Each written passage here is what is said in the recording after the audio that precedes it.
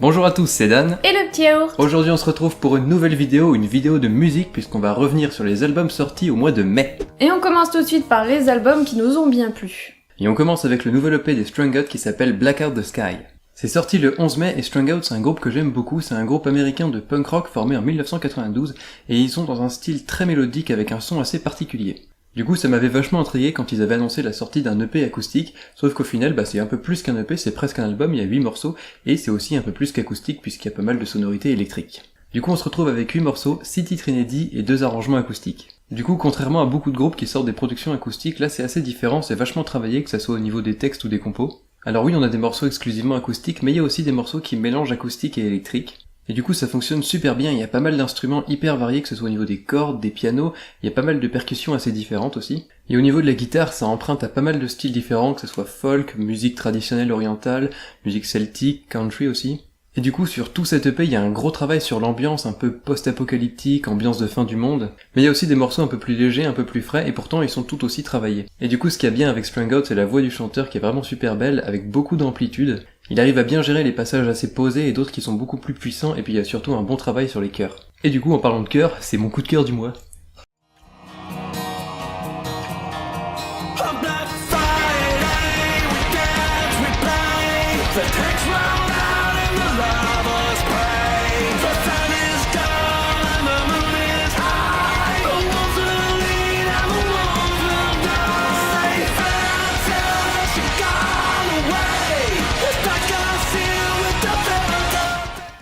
Et on continue avec l'album Seven de Beach House. Beach House est un duo de dream pop américain formé en 2004 avec une chanteuse. Du coup je pense que ça peut plaire à ceux qui aiment Lana Del Rey mais avec un côté moins triste et plus lumineux. Et donc la dream pop c'est une pop vraiment très douce avec un côté presque atmosphérique et un chant assez murmuré dont la principale représentante j'ai envie de dire c'est Lana Del Rey. On n'est pas sur des mélodies catchy ou énervées mais sur quelque chose de beaucoup plus planant qui permet vraiment de s'immerger dans la musique. Et donc là, Beach House sort son 7ème album, c'est beaucoup plus électro que Lana Del Rey, mais c'est toujours dans le même esprit. Je pense qu'il faut vraiment aimer la dream pop et ce genre de musique pour bien aimer l'album. Moi j'ai plutôt bien aimé, après j'avoue que ça dure quand même 50 minutes, donc il faut avoir le temps de s'immerger dans l'album, et voilà, au bout d'un moment ça peut peut-être devenir un peu ennuyeux, un peu chiant. Faut avoir le bon état d'esprit. En tout cas, il y a des morceaux que j'ai vraiment trouvé sympas, assez travaillés, c'est pas répétitif, même si les morceaux sont assez longs, on passe vraiment d'une trame à l'autre, et puis il y a une chanson où ils chantent en français, et c'est assez rigolo, et je crois que c'est l'extrait que je vous ai mis.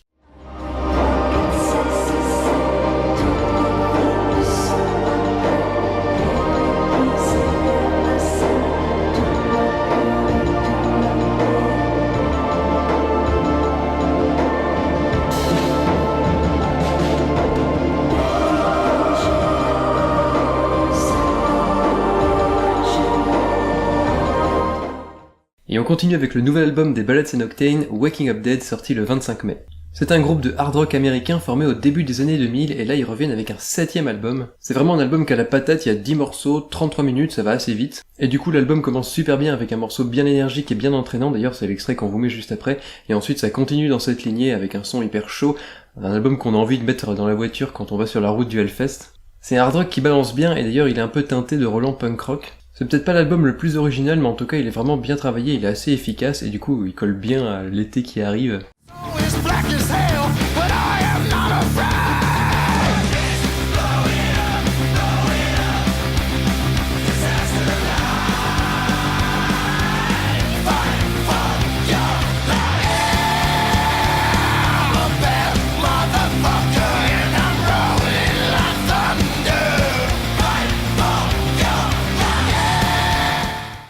On passe à l'album The Make It All Show de Skating Polly.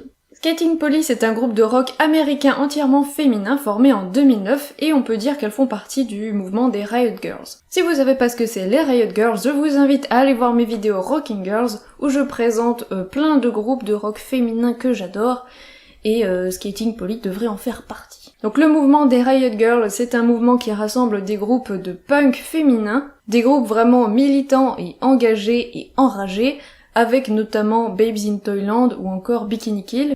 Du coup là, Skating Polly ça reprend un peu cette idée-là avec un côté assez punk, un chant qui peut être parfois crié, parfois très dans les aigus, qui plaira pas à tout le monde. Mais l'originalité, c'est qu'il y a aussi un côté indie pop. Et du coup, elles arrivent vraiment à faire un savant mélange des deux, ce qui marche plutôt bien et donne un côté moderne au groupe. En plus, on notera que les deux fondatrices du groupe avaient 9 ans et 14 ans à l'époque où elles ont créé le groupe.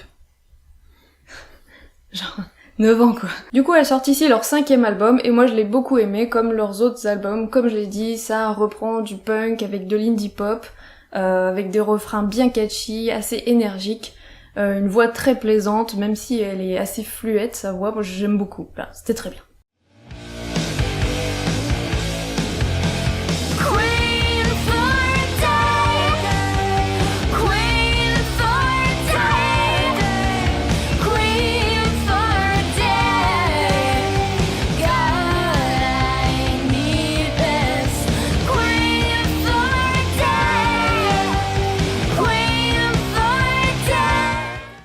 Et on continue avec les Taiwan Ballet qui ont sorti leur premier EP Waiting for the Growing Up sorti le 15 mai. C'est un groupe de punk rock français typé hardcore mellow qui nous vient de Toulon mais qui chante en anglais. Ça va assez vite, c'est catchy, c'est même parfois assez lourd, il y a beaucoup d'influences des groupes emblématiques des années 90 qu'on aime, et du coup même s'il y a que 6 morceaux, les compos sont assez variés et assez travaillés. Mais perso, ce que j'aime le plus dans ce EP, c'est le jeu au niveau des voix entre le chant du chanteur principal et les chœurs. C'est d'ailleurs un truc que j'adore dans le punk rock, c'est mon truc préféré dans le punk rock, c'est pour ça que je kiffe le punk rock, c'est pour les jeux de voix. Et en plus, pour un premier EP, c'est super bien produit. Et on continue avec les Galactic Empire qui ont sorti leur album Episode 2.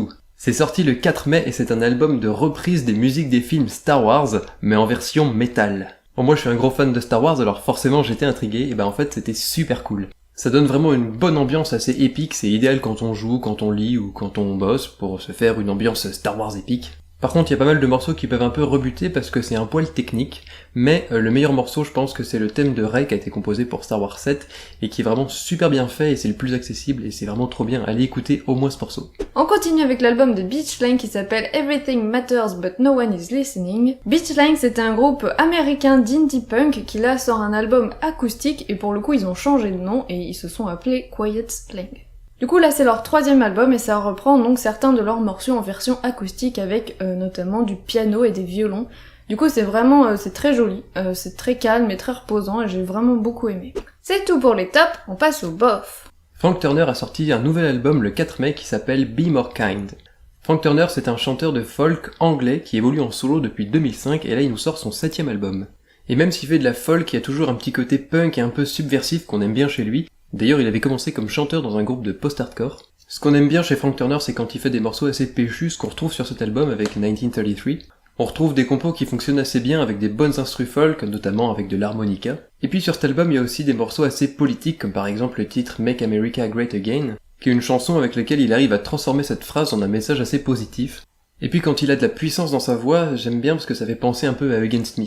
Du coup, la première moitié de l'album est vraiment chouette. Moi, franchement, les premiers morceaux, je les trouve vraiment excellents avec ce côté Against Me, justement. Mais du coup, la deuxième moitié de l'album, ça retombe un peu à plat, les morceaux tournent un peu en rond, les instrus sont un peu moins travaillés, c'est beaucoup trop posé, et puis bon bah voilà quoi. Donc du coup, on le met dans le bof parce qu'on n'a pas été entièrement convaincu par cet album, mais ça reste un album avec des jolies paroles et un message qui ne fait jamais de mal d'être répété, Be More Kind.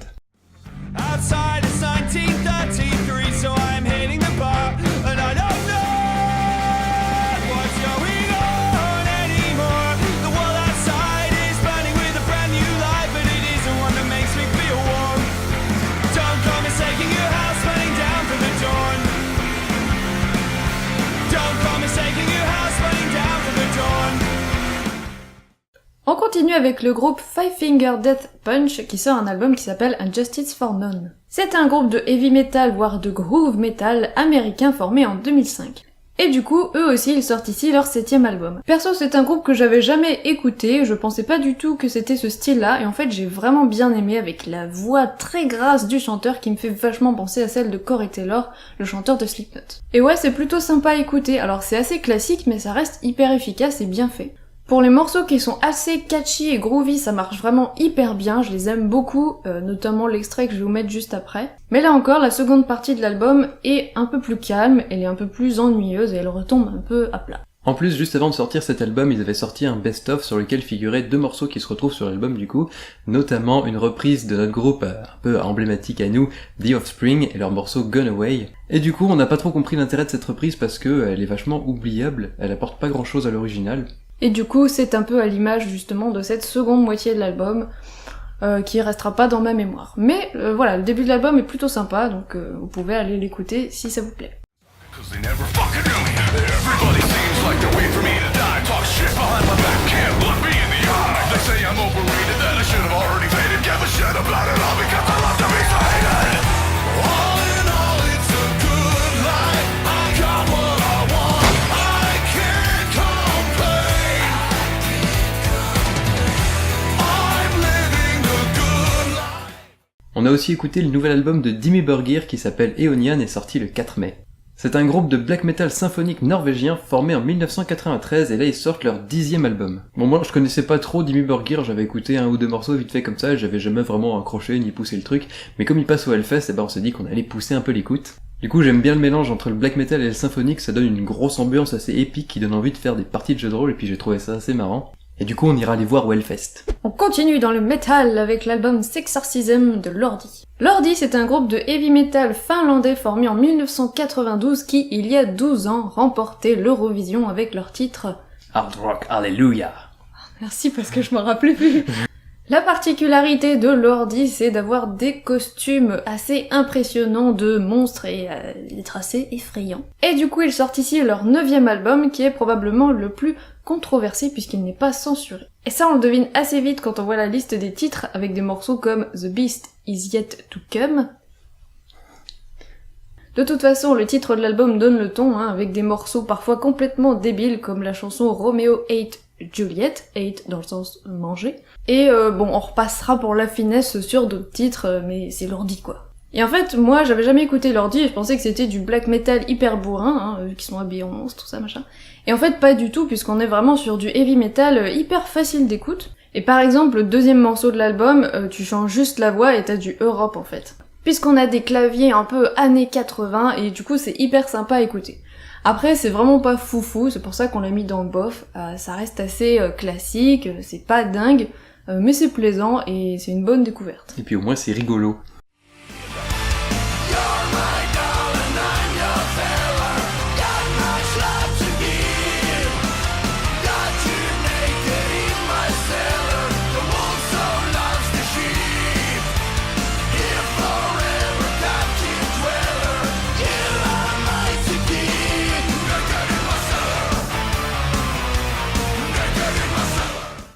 On continue avec le groupe H qui ont sorti leur 8e album, Islands. H c'est un groupe de rock alternatif britannique formé dans les années 90 et ça faisait super longtemps que j'avais pas écouté ce groupe parce que j'aime bien quand même quelques morceaux du groupe, notamment Vampire Love qui est super génial que je vous recommande d'écouter, c'est obligatoire.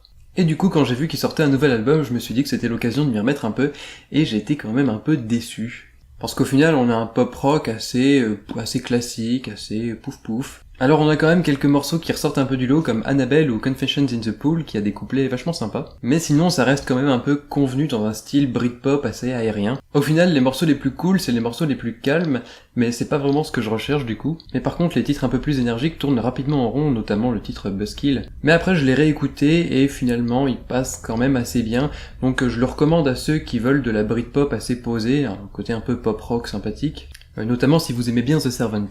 Jonathan Davis a sorti un album solo qui s'appelle Black Labyrinth. Jonathan Davis est le chanteur du groupe de metal Korn qui sort ici donc un album solo dont les morceaux datent de 2007. Donc en gros c'est des morceaux qui datent d'il y a 10 ans, et voilà il a mis 10 ans pour sortir son album, donc on peut avoir des attentes assez élevées, parce que 10 ans pour un album c'est quand même beaucoup, et au final, j'ai envie de dire 10 ans pour ça, voilà. Alors c'est un album qui regroupe vraiment plein d'influences différentes et plein de styles différents qui se mélangent. Et moi si je dois vraiment retenir deux morceaux, c'est Final Days et Basic Needs, qui sont deux morceaux avec un style vraiment oriental, avec des instruments qui vont bien avec, et j'adore ce style, je trouve que ça fonctionne vraiment bien avec la voix de Jonathan Davis en plus, et j'aurais bien aimé tout un album comme ça en fait. Et du coup je suis en train de me dire que ça ressemble un peu à l'album solo de Robert Plant, je vous en avais parlé il y a quelques mois, et que j'avais bien aimé parce qu'il y avait justement ce côté oriental, et je sais pas, j'aime bien ça. Et donc là on le retrouve sur 2 morceaux de l'album, donc c'est pas beaucoup, mais c'est mieux que rien. Sinon on a aussi évidemment des morceaux beaucoup plus pop, qui sont les singles de l'album, comme What It Is, qui sont pas foufou. Sinon, on a aussi quelques morceaux avec un côté un peu industriel à la Nine Inch Nails, donc ça c'est plutôt intéressant aussi. Mais si j'ai envie d'écouter quelque chose qui ressemble à Nine Inch Nails, eh ben je vais écouter Nine Inch Nails. Et voilà, on a des morceaux assez génériques que j'ai déjà complètement oubliés et qui étaient pas intéressants du tout, et puis des morceaux qui au contraire m'ont complètement perdu parce que je les trouvais trop compliqués, ou je ne sais pas. Donc du coup voilà, on a un album pas forcément évident à appréhender, avec plein d'influences diverses qui se marient pas forcément très très bien des fois. Du coup je l'ai mis dans bof, c'est pour ça. Peut-être que vous kifferez trop, mais moi c'était pas trop mon truc. Sinon, du coup, Jonathan Davis sera au Download Festival et aussi au Hellfest, et je pense qu'on ira quand même le voir. Safe, someplace so far away, without the burning cities or the men who commit their crimes, and really living in the end of time.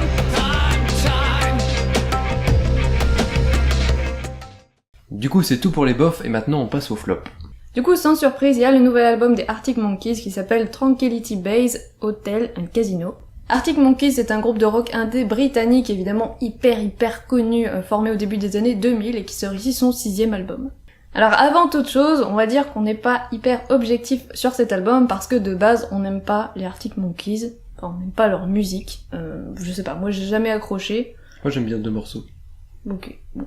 Et puis j'ai aussi envie de dire que l'artwork de l'album est particulièrement moche, et genre vraiment, hein.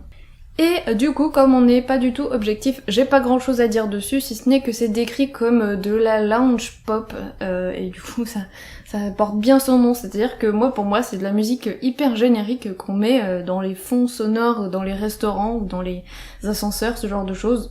De la musique auquel on prête jamais vraiment trop attention, qui n'a pas vraiment d'intérêt pour moi, en tout cas. Il y a assez peu de relief sur tout l'album. Voilà, je trouve ça hyper plat, c'est pas horrible à écouter, mais ça rentre, ça sort. Du coup, si vous aimez beaucoup, dites-nous pourquoi. J'aimerais bien savoir pourquoi. Et on continue avec le groupe Bad Wolves et leur album Disobey sorti le 11 mai. Bad Wolves c'est un super groupe de heavy metal américain formé en 2017, et super groupe ça veut pas dire que c'est un groupe super méga trop génial top délire, ça veut juste dire que c'est un groupe formé par des musiciens assez connus à la base. Et là du coup ils sortent leur premier album. Du coup il est très probable que vous ayez entendu au moins un morceau de leur nouvel album, puisqu'ils ont fait une reprise hyper générique et inintéressant, là encore, d'un morceau emblématique des Cranberries, Zombie. Du coup j'avais fait un petit sondage sur Twitter et vous avez moins aimé cette version-là que celle des Five Finger Death Punch de Gone Away The Offspring. Bon par contre l'album dans sa globalité est assez différent du morceau Zombie, parce qu'il est vachement plus péchu, il est vachement plus métal, mais du coup on n'a pas du tout accroché, on n'est pas du tout rentré dedans, et je trouvais que ça manquait quand même vachement d'originalité. Du coup c'est tout pour les flops, et voilà ce qu'il faut écouter en juin. Alors il y a le nouvel album de Ghost qui s'appelle Prequel et qui sort le 1er juin. Le 15 juin il y a le nouvel album des Mad Caddies qui s'appelle Punk Rock Steady. Il y a aussi le nouvel album de Street Dogs qui s'appelle Stand for Something or Die for Nothing qui sort le 22 juin. Il y a aussi le nouvel album de Aspie qui s'appelle True Capacity qui sort le 22 juin. Il y a aussi le nouvel album des Interrupters qui s'appelle Fight the Good Fight qui sort le 29 juin. Toujours le 29 juin il y a le nouvel album de Florence and the Machine qui s'appelle High as Hope. Et il y a aussi le nouvel album de Gorillaz qui s'appelle The Now Now qui sort le 29 juin. Du coup c'est tout pour la vidéo, on espère qu'elle vous a plu, si c'est le cas n'hésitez pas à mettre un petit pouce bleu ou à vous abonner à la chaîne pour ne pas rater les prochaines vidéos. Si vous avez écouté les albums, n'hésitez pas à nous mettre ce que vous en avez pensé dans les commentaires, n'hésitez pas non plus à nous recommander des groupes et des albums qui sortent le mois prochain ou si on en a raté ce mois-ci. N'oubliez pas, vous pouvez aussi venir nous suivre sur les réseaux sociaux, Facebook, Twitter, Instagram, tous les liens sont dans la description. Comme d'habitude, il y a un lien vers un article un peu plus complet pour écouter tous les albums et pour les acheter aussi. Du coup on se retrouve très bientôt pour une prochaine vidéo, on vous fait des gros bisous. Tu me chatouilles avec ton t-shirt. Du coup ça ressemble pas mal à Lana Del Rey, Kittle Show de Skating Bolly.